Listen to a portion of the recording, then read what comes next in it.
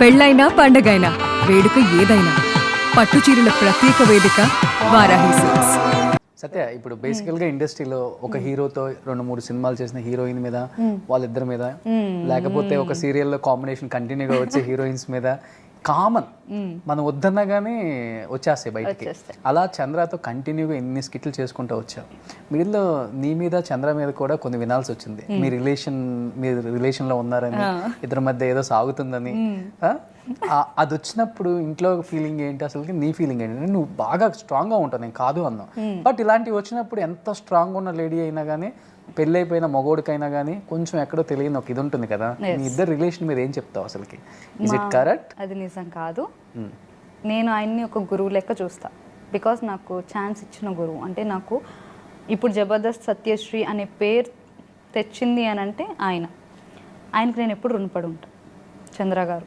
Because నన్ను అంత sharp చేశారు. నేను ఒక నిజం చెప్పాలి అంటే నాకు యాక్టింగ్ నాకు అంతగా నాకు తెలిసేది కాదు ఫస్ట్లో. నేను ఇక్కడికి వచ్చిన తర్వాతనే జబర్దస్త్కి వచ్చాక అంత షార్ప్ అయ్యా. సో నేను ఫస్ట్ నాకు ఆ రూమర్ వినగానే ఎవరు చెప్పారో తెలుసా? మా డాడీ. ఓ, నానే చెప్పారు మీకు? డాడీ ఇలా ఉందమ్మా అని చెప్పి యూట్యూబ్ ఓపెన్ చేసి ఇలా రాశారమ్మా అని చెప్పారు.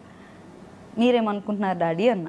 నేనంటే ఇలాంటివి మా కాలంలో చాలామందికే రాశారమ్మా, ఇదేంటిది? నా కూతురు గురించి నాకు నమ్మకం ఉంది.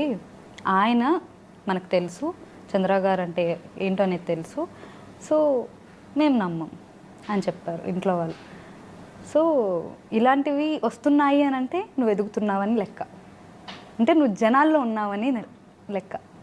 సో నువ్వు దీన్ని పాజిటివ్గా తీసుకో. ఫస్ట్ నేను షాక్ అయ్యా చూపించగానే. ఇప్పుడు డాడీ నిజం అనుకుంటారేమో, ఇండస్ట్రీ మానేమంటారేమో. యాక్చువల్లీ ఇష్టం లేదు డాడీకి ఇండస్ట్రీ అండ్ ఇండస్ట్రీ ప్లస్ ఎందుకు అని.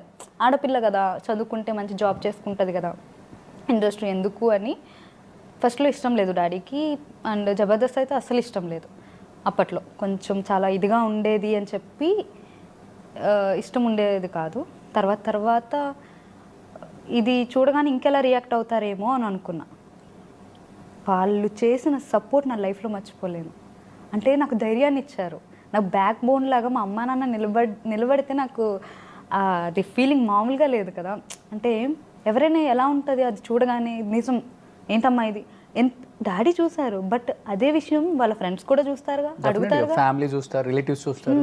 ప్రతి ఒక్కరికి మా డాడీయే కదా సమాధానం చెప్పుకోవాలి. అమ్మే సమాధానం, ముఖ్యంగా అమ్మ తీసుకొచ్చారు ఏంటిది అని అడుగుతారుగా.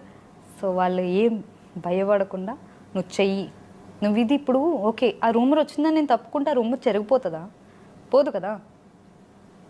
అది నిజం చేసినట్టు మనం. ఇప్పుడు అక్కడి నుంచి మనం తప్పుకున్నామంటే ఏదో తప్పు చేసి తప్పుకున్నామేమో అనుకుంటారే తప్ప అది దాన్ని ఇప్పుడు మనం చెరపలేము. అదే కంటిన్యూ చేస్తే రాసిన వాళ్ళు రాసుకుంటారు. ఓకే, అది వాళ్ళ ఏమంటారు టైంపాస్ అను, వాళ్ళకి మనీ కోసం అను, ఏదో ఒకటి కదా. సో ఎప్పుడు కూడా నేనైతే చాలా వచ్చాయి. చంద్ర గారు కూడా రియాక్ట్ అయ్యారు. ఆయన మీ ఇద్దరు మాట్లాడుకున్నారు? మేము మాట్లాడుకున్నాం. ఇలా వచ్చింది సార్ ఏంటంటే, మేము ఇలా టీంలో కూర్చున్నప్పుడే, ఎక్కడ కూడా మేము పర్సనల్గా మీట్ అయ్యి మీ డిస్కషన్ ఎప్పుడు మేము మాట్లాడుకోం. మేము ఎప్పుడు కలిసేదంటే రిహార్సల్, షూట్, తర్వాత మాకు ఫోన్ కాల్ ఎప్పుడో, సార్ ఎలా ఉన్నారు సార్, అంతే. మళ్ళీ ఈ గ్యాప్లో ఎక్కడ మీట్ అవ్వం మేము అసలు. అలాగా మేము టీంతో ఉన్నప్పుడు ఇలా వచ్చాయి అని చెప్పి అందరు నవ్వుకున్నాం అనమాట. ఈడెవడన్నా ఇలా రాసిండు, అసలు ఏం పట్టించుకోకమ్మ, ఇలాంటివి కామన్, పెద్ద వాళ్ళకే వచ్చాయి, మనమెంత అసలు ఏం భయపడకు, రాసుకొని ఎంత రాసుకుంటాడో పర్వాలేదు అని అన్నాడు. సో అంతే. బట్ చమ్మక్ చంద్ర జబర్దస్త్ నుంచి బయటకు వచ్చిన తర్వాత సత్య కూడా బయటకు వచ్చేసింది.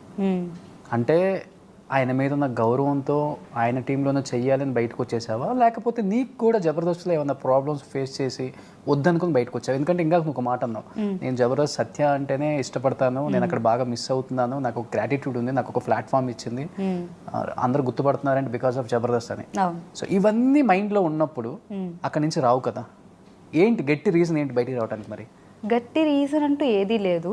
ఫస్ట్ అంటే నాకు అవకాశం ఇచ్చిన చంద్ర గారు, నా గురువు, ఆయన బయటకు వెళ్ళిపోయారు. నేను అప్పటిదాకా వేరే స్కిట్లో కూడా నేను చేయలేదు. సో నేను ఒక్కదానే కాదు నేను బయటకు వచ్చింది, నా టీంలో నేను, పవన్ అండ్ ఇంకా చాలామంది బయటకు వచ్చేసారు. సో నేను ఒక్కదాన్నే రాలేదు. ఏంటంటే నా గురువు ఎక్కడుంటే, మా గురువు ఎక్కడుంటే మేము అక్కడే ఉండాలి అని మేము డిసైడ్ అయ్యాం కాబట్టి వచ్చాం. అంతే తప్ప అక్కడ ఏదో జరిగింది కాబట్టి మేము వచ్చేయడం అనేది లేదు. ఆయన వచ్చేయడం వల్ల వచ్చామంతే. అంతే. ఆయన వెనకాలే అంటే ఒక టీం, ఆయన ఒక్కరే కాదు, ఆయన వెనక మేము ఉన్నాము అనే భరోసా ఇవ్వడానికి వెళ్ళాం అంతే. బట్ బయటకు వచ్చిన తర్వాత కామెడీ స్టార్స్లో చమ్మక్ చంద్రతో జంటగా కాకుండా ధనరాజ్ టీంలో కనిపిస్తున్నట్టుందా? ఏమన్నా రీజన్ ఉందా స్పెసిఫిక్గా? అంటే ఏం రీజన్ లేదు. డైరెక్టర్సే కదా, ఇక్కడ కూడా డైరెక్టర్స్. అవును, కానీ మధ్యలో చాలా జరిగాయి, అవి స్కిప్ చేశారు మీరు. ఏంటంటే అదిరింది జరిగిన తర్వాత బొమ్మ అదిరింది, తర్వాత కామెడీ స్టార్స్ దగ్గర ఫస్ట్ భరత్ నితిన్ గారు కాదు, ఇప్పుడు భరత్ నితిన్ గారు వచ్చారు. అప్పుడు కామెడీ స్టార్స్ చేసినప్పుడు చంద్ర గారు చేశారు. కరెక్ట్గా రీసెంట్గా మానేశారు అనమాట. ఎందుకు అని అంటే మూవీస్ బిజీ ఉన్నాయి, డేట్స్ ఖాళీ లేవు, ఒక స్క్రిప్ట్ ఆయనే రాసుకుంటారు. సో అంత టైం లేక, సో ఇప్పుడు నేను జబర్దస్త్ నుంచి బయటకు వచ్చినప్పుడు కూడా నాకెవ్వరూ కండిషన్స్ పెట్టలే. నువ్వు వేరే షోకి వెళ్ళి చెయ్యకూడదు, నువ్వు ఆ టీంలో చెయ్యకూడదు.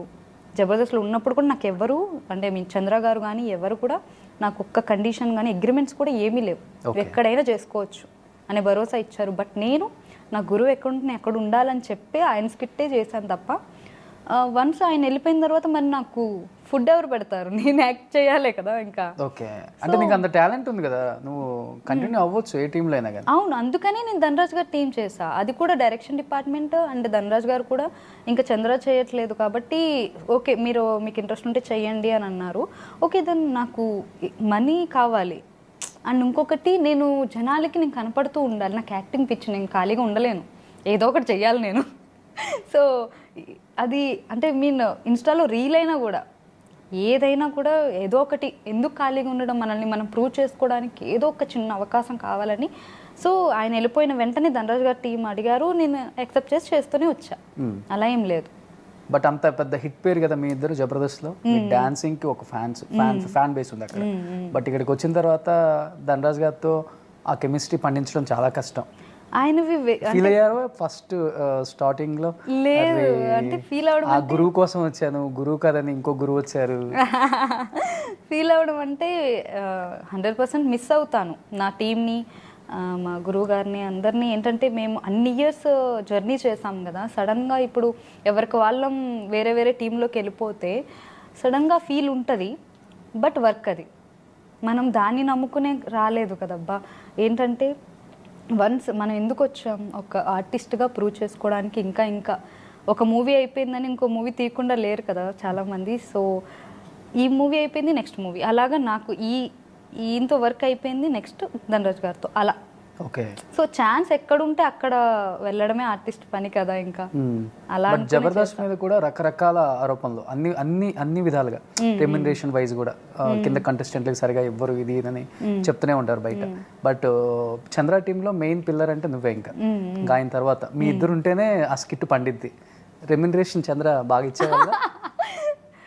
నేను సాటిస్ఫై లాగా ఇచ్చేవారు. ఓకే, సో దాంట్లో ఏమంటారు ఏం తక్కువ ఎక్కువ అని కాదు, కానీ నేను హ్యాపీగా ఫీల్ అయ్యేటట్టు ఇచ్చేవారు. ఇప్పుడు జబర్దస్త్లో ఎక్కువ, కామెడీ స్టార్స్లో ఎక్కువ రెమ్యునరేషన్? ఇది చెప్తున్నా కదా, అలా ఎక్కువ తక్కువ అనేం లేదు, సమానంగానే ఇచ్చేవారు అనమాట. అక్కడ కూడా సమానంగానే ఉంది, ఇక్కడ కూడా అండ్ రెస్పెక్ట్ కూడా అలానే ఉంది.